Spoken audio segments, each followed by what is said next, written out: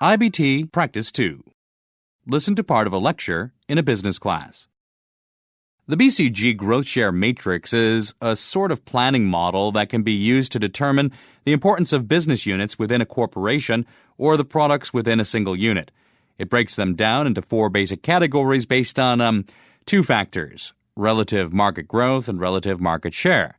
The BCG matrix is based on the assumption that an increase in relative market share will lead to an increase in cash generation and that a growing market will lead to an increase in cash consumption due to a need for increased investment.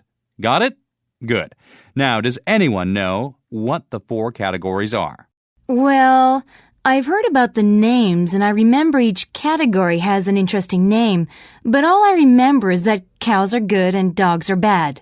Well, that's basically correct, but it really requires some elaboration.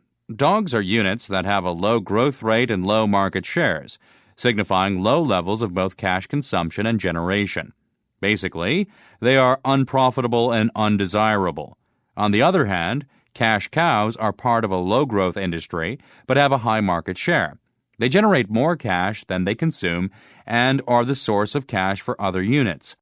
Stars are units with high growth and high market shares that generate and consume large amounts of cash, eventually becoming valuable cash cows.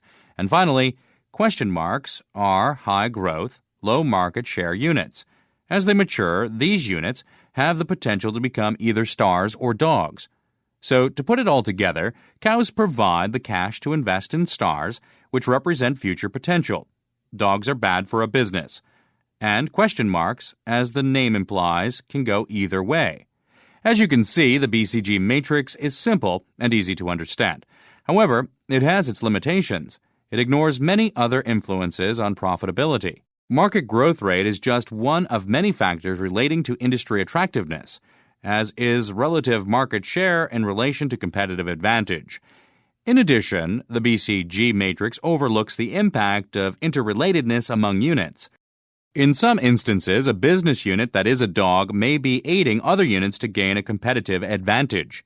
Well, its importance may have diminished, but the BCG matrix can still be used as a snapshot of a corporation's business portfolio and can act as a starting point for considering resource allocation among strategic business units. Number 1. What is the lecture mainly about? Number 2. According to the professor, what are the factors that determine BCG matrix categories? Number 3. What does the professor say about the weaknesses of the BCG matrix? Click on 2 answers. Number 4. What is the professor's attitude toward the BCG matrix?